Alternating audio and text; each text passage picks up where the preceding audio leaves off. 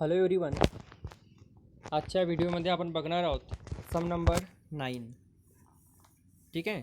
Receipt and payment account आपल्याला देण्यात आलेला आहे आणि ज्यावरून आपल्याला इन्कम अँड एक्सपेंडिचर अकाउंट त्याचप्रमाणे बॅलन्स शीट प्रिपेअर करायचं आहे. तर बघा उदाहरणामध्ये नेमकं काय काय देण्यात आलेलं आहे. Following is the receipt and payment account of Krishna junior college Mahabaleshwar for the year ended 31 March 2020. Receipt and payment account for the year ended 31 March 2020. आता यामध्ये बघा जर आपण करंट इयरचे विचार केलं तर तो आहे दिलेला 31 मार्च 2020पर्यंत. अर्थातच करंट इयर राहणार 2019-20. ठीक आहे ना. 31 मार्च 2020ला शेवट होत आहे. अर्थातच करंट इयर 19-20 राहणार. अर्थातच 2018-19 हा प्रिवाइस इयर राहणार, मागील वर्ष राहणार. ठीक आहे. तर या ठिकाणी आपल्याला ही गोष्ट समजून उदाहरणामध्ये नेमकं काय तो हाताळायचं आहे. तर बघा रिसिप्ट बाजूची जी पदे असतात एकतर काय असतात, एकतर इन्कम राहणार किंवा लायबिलिटीला जाणार, आणि पेमेंट साईडची जी पदं असतात एकतर ॲसेट राहणार किंवा एक्सपेन्सेस राहणार. ठीक आहे. तर आपण बघूया बघा बॅलेन्स ब्रेकडाऊन कॅश. तर बघा 23,500 ॲक्च्युली ओपनिंग बॅलेन्स आहे. म्हणजे जर आपण ओपनिंग बॅलन्स शीट प्रिपेअर केलं कॅपिटल फंड फाइंड आउट करण्यासाठी तर त्या ठिकाणी कॅश म्हणून 23,500 आपल्याला दाखवावे लागेल. 2018-19चं बघा डाटा आहे, म्हणजे मागील वर्षाचं डेटा. ट्युशन फीस रिसिवेबल हा सुद्धा आपण ओपनिंग बॅलन्स शीटमध्ये दाखवू शकतो. 2019-20चं डाटा 70,000 ट्युशन फीस कलेक्ट झालं. अर्थातच हा करंट इयरचा डेटा असल्याने इन्कम साईडला ट्रान्सफर होणार. फाईन कलेक्टेड, त्यानंतर interest on bank deposit, admission fees, donation, prize fund. ठीक आहे. To donation for prize fund याला वगळता बाकीची जे काही पदे आहेत हे सर्व इन्कमचे पद आहेत. To government grants. ठीक आहे. हे सर्व इन्कमची पदे आहेत. आता बघा यामधूनच हा जो to donation for prize fund आहे, ॲक्च्युली हा प्राईस फंड असल्यामुळे हा कुठं जाणार तर लायबिलिटी साईडला आपण याला शिफ्ट करून टाकूया बॅलन्स शीटमध्ये. यामधूनच प्राईस वगैरे दिलं जाणार. आणि अजून पण जसं एखादं ॲडमिशन फीस असू शकते किंवा गव्हर्मेंट ग्रँट्स असू शकते, यांच्यापैकी नेमकी पर्टिक्युलर राशी जर कॅपिटलाइज झाली असेल तर तेवढी रक्कम आपण इन्कम बाजूमधून वजा करून ती पर्टिक्युलर रक्कम आपण त्या बॅलन्स शीटमध्ये कॅपिटल फंडमध्ये ॲड करूया. ठीक आहे. यानंतर बघा आपण बघूया payment side by bank overdraft. Already आपल्याला समायोजनमध्ये देण्यात आलेला आहे, तर आपल्याला हा पद घ्यायचं नाही आहे. सॅलरीज असो, सॅलरीज टू ऑफिस स्टाफ. ठीक आहे. हे सर्व गोष्टी खर्चाची पदे असल्या कारणास्तव इन्कम अँड एक्सपेंडिचर अकाउंटच्या एक्सपेंडिचर साईडला. बाय बुक्स परचेस्ड ऑन, म्हणजे बघा अगोदरचं बुक्सचं काही ओपनिंग डेटा राहणार आणि त्या ओपनिंग स्टॉकमध्ये आपल्याला हा जो स्टॉक आहे प्लस करायचा आहे 60,000. म्हणजे बघा नव्याने बुक्स खरेदी करण्यात आलेले आहेत. आता बघा जर अशावेळी बुक्सवर आपल्याला डेप्रिशिएशन चार्ज करायचं असेल तर आपण काय करणार, दोनही किमतीवर डेप्रिशिएशन चार्ज करणार. ठीक आहे. अगोदरचं जो ओपनिंग स्टॉक होता बुक्सचं त्याच्यावर पूर्ण वर्षाचं, आणि हा जो बघा 60,000 रुपयाचं पुस्तकं खरेदी करण्यात आलेले आहेत, पण कधी 1/7/2019. ठीक आहे. जुलै महिन्यामध्ये. आता बघा जुलै महिन्यापासून नेमकं किती महिने होतात, ॲक्च्युली एक महिना गेला एप्रिल, देन मे आणि जून, 3 महिने गेले. म्हणजे बघा 9 महिने या 60,000च्या पुस्तकाचा वापर करण्यात आलेला आहे.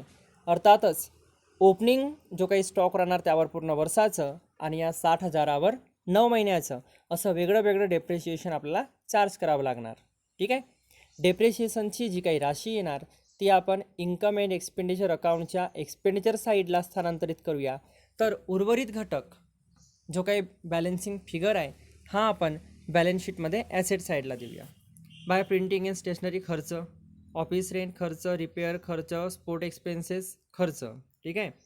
ॲन्युअल गॅदरिंग एक्सपेन्सेस खर्च. आता बघा फर्निचरचं सुद्धा तसंच सांगण्यात आलेलं आहे. कधीची खरेदी आहे 1/1/2020. 19-20 आपलं करंट इयर आहे आणि जानेवारी महिन्यामध्ये 40,000चं फर्निचर खरेदी केलं. अर्थातच 3 महिन्याचाच फक्त वापर करण्यात आलेला आहे. तर आपण काय विचार करणार की अगोदर सुरुवातीला फर्निचर किती रुपयाचा होता, त्याच्यावर पूर्ण वर्षाचं डेप्रिशिएशन आणि या 40,000वर फक्त आणि फक्त 3 महिन्याचंच डेप्रिशिएशन आपल्याला चार्ज करावं लागणार. आणि सेम एंट्री पुस्तकांसारखीच एक ॲसेटला आणि एक डेप्रिशिएशन म्हणून आपण खर्चाच्या साईडला एक्सपेंडिचर साईडला ट्रीट करूया. By balance carried down, cash in hand आणि कॅश इन बँक. ठीक आहे, हा बॅलन्स शीटमध्ये क्लोजिंग बॅलन्स म्हणून. आता बघा काही समायोजन आपल्याला देण्यात आलेले आहेत आणि त्या व्यतिरिक्त आपण बघू शकतो एक हिडन ॲडजस्टमेंटसुद्धा देण्यात आलेली आहे. To interest on bank deposit जो आहे 25,500. पण बघा बँक डिपॉझिट नेमकं किती म्हटलं तर बघा आपल्याला या ठिकाणी दिलेलं आहे बँक डिपॉझिट आहे नेमकं 3 लाख. बँक डिपॉझिट देण्यात आलेलं आहे 3 लाख. आता बघा 3 लाखवर जर आपण 9%च्या हिशोबाने काढलं, बघा 9% बँक डिपॉझिट म्हटलं, 3 लाखवर 9%, दॅट इज 3 9 27. 27,000 यायला पाहिजे इंटरेस्ट. किती यायला पाहिजे? 27,000. पण आलं किती? 25,500. म्हणजे बघा 27,500मधून जर आपण 25,500 वजा केलं तर अजून पण 1,500 आउटस्टँडिंग इंटरेस्ट आहे ना. तर याचेसुद्धा 2 एंट्री. एक तर हा इन्कमचं पद असल्या कारणास्तव आपण या 25,500मध्ये इन्कम साईडलाच प्लस करूया आउटस्टँडिंग इंटरेस्ट 1,500. आणि दुसरं बॅलन्स शीटमध्ये 9% बँक डिपॉझिट आपण जो रक्कम दाखवणार 3 लाख, त्यामध्ये 1,500 रुपये आउटस्टँडिंग इन्कम म्हणून आपण प्लस करूया. ठीक आहे.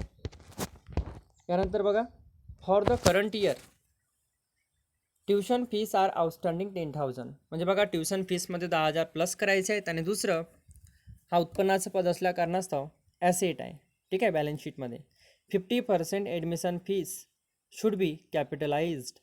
जी ॲडमिशन फीस आहे त्यापैकी 50% बघा आपल्याला इन्कम साईडला द्यायचं आणि 50% कॅपिटलाइज्ड.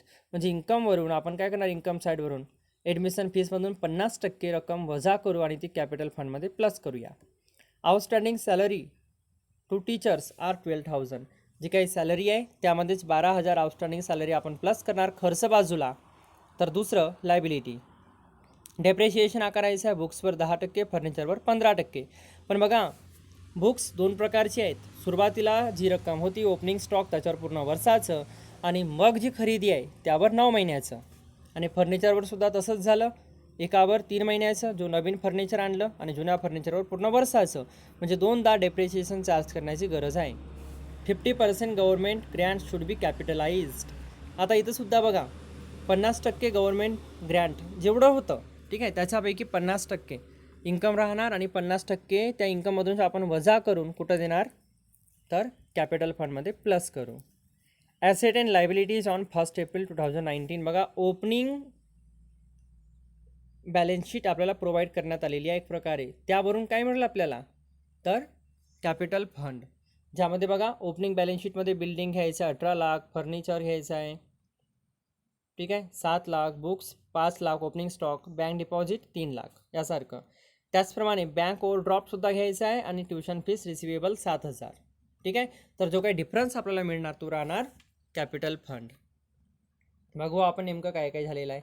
तर अगोदर आपण बघा वर्किंगवर जाऊया साधारणतः. तर बघा वर्किंगवर कसं बुक्सचा सुरुवातीचा स्टॉक होता 5 लाख, यावर 10% डेप्रिशिएशन 50,000. त्याच्यानंतर बघा 60,000वर सुद्धा 10% काढायचं आहे. तर नेमकं 6,000 आलं असतं, पण फक्त 9 महिन्याचं काढायचं आहे ना. अर्थातच 6,000 गुणिला 9 महिन्याचं भागीला 12 महिने. ठीक आहे. तर बघा 12 पंचे 60 आणि 500 गुणिला 9 दॅट इज 4,500. आणि असं एकंदरीत दोनही बुक्सवर 54,500 रुपये डेप्रिशिएशन चार्ज झालं. सिमिलर मॅनरमध्ये फर्निचरचं सुद्धा तसंच. एका फर्निचरवर पूर्ण वर्षाचं, दुसऱ्या फर्निचरवर फक्त 3 महिन्याचं. ठीक आहे. आणि बघा बँक डिपॉझिट असंच करायचं आहे. 3 लाखवर 9% 27,000 येतात, पण करंट इयरमध्ये फक्त 25,500 रुपये मिळाले, म्हणजे अजून पण 1,500 आउटस्टँडिंग आहेत. ठीक आहे. यानंतर आपण बघूया ओपनिंग बॅलन्स शीट की कशा प्रकारे कॅपिटल फंड आपल्याला मिळालं. तर बघा अगोदर कॅश जो काही ओपनिंग होता तोच आपण घेतलं. ट्युशन फीस रिसिवेबल ॲसेट आहे बिल्डिंग, फर्निचर, बुक्स आणि 9% बँक डिपॉझिट. या बाजूला फक्त आपल्याला बँक ओडी घ्यायचा आहे आणि जो काही डिफरन्स आहे तो निघाला 33,02,000 हा आहे कॅपिटल फंड. आणि या कॅपिटल फंडमध्ये बघा आता आपण नेमकं काय काय प्लस करूया. अगोदर आपण इथं येऊया इन्कम अँड एक्सपेंडिचर अकाउंटमध्ये. बघा सर्वप्रथम एक्सपेंडिचर साईडला सॅलरीज यामध्ये आउटस्टँडिंग प्लस. ठीक आहे. Salaries to office staff, printing and stationery, office rent, repair, sport expenses, annual gathering expenses. ठीक आहे. दोघांचं डेप्रिशिएशन. या बाजूला आपण बघा उत्पन्नाची पदं घेऊ. ट्युशन फीस यामधून बघा आउटस्टँडिंग 10,000. ठीक आहे, दिलेलं आहे ना आउटस्टँडिंग 10,000 करंट इयरचं. 80,000 झाले आणि हाच 10,000ची दुसरी एंट्री ॲसेट म्हणून. Fine collected 4,000. Then admission fees 12,000 आहे, पण अर्धी 50% कॅपिटलाइज्ड म्हणजे 6,000 वजा उरलं 6,000. मग हा 6,000 कुठं तर कॅपिटल फंडमध्ये प्लस होणार. सिमिलरली ठीक आहे, bye interest on bank deposit 27,000 येत आहे, पण मिळालं किती 25,500 म्हणजे अजून पण 1,500 आउटस्टँडिंग आहे. त्याचंसुद्धा आपण दाखवलं. गव्हर्मेंट ग्रँट किती होतं ओव्हरऑल गव्हर्मेंट ग्रँट 1,73,000. यामधून सुद्धा आपल्याला करायचं काय आहे 50% कॅपिटलाइज्ड दॅट इज 86,500. ठीक आहे, अर्धा वजा होणार तो कॅपिटल फंडमध्ये प्लस होणार. तर बघा या ठिकाणी खर्च जास्त असल्या कारणास्तव जो बॅलन्स निघत आहे या बाजूला निघत आहे आणि या बॅलन्सला आपण म्हणणार डिपिसिट. या बाजूला जर आलं तर सरप्लस, या बाजूला आलं तर डेपिसिट तूट. जे निघत आहे 2,39,000 आणि हाच आपण या ठिकाणी कॅपिटल फंडमधून वजा करूया. तर बघा कॅपिटल फंड 33,02,000. यामध्ये admission fees 50% government Grant plus केल्यानंतर आपल्याला मिळते 33,94,500 आणि डेपिसिट आपण वजा करून टाकूया. ठीक आहे. त्यानंतर बघा डोनेशन फॉर प्राईज फंड हा आपण इथंच ठेवूया लायबिलिटीमध्ये आणि आउटस्टँडिंग सॅलरीज 12,000. तर या बाजूला आउटस्टँडिंग ट्युशन फीस करंट इयरचं. ठीक आहे, बिल्डिंग जसं आहे तसं. देन फर्निचर जसं आहे तसं. यामध्ये नवीन फर्निचर जो प्लस केला तो आपण दाखवला मायनस डेप्रिशिएशन. बुक्सचं पण तसंच ओपनिंग स्टॉक नवीन बुक्स आणि त्यामध्ये डेप्रिशिएशन मायनस. बँक डिपॉझिट 3,00,000 होतं आणि आउटस्टँडिंग इंटरेस्ट 1,500 आणि हे कॅश आणि बँक क्लोजिंग बॅलन्स. ठीक आहे. तर अशा प्रकारे हा जो उदाहरण आहे खूप सिंपल उदाहरण होतं. फक्त एवढंच आहे, थोडंसं लेंथी आहे, थोडंसं लांब आहे, पण खूप सिंपल आहे. आय एम शुअर की हा जो उदाहरण आहे तुम्हाला खूप चांगल्या प्रकारे समजून गेलं असेल. आपण उद्या परत एकदा भेटू नवीन उदाहरणासहित. तेव्हापर्यंत कीप स्टडिंग.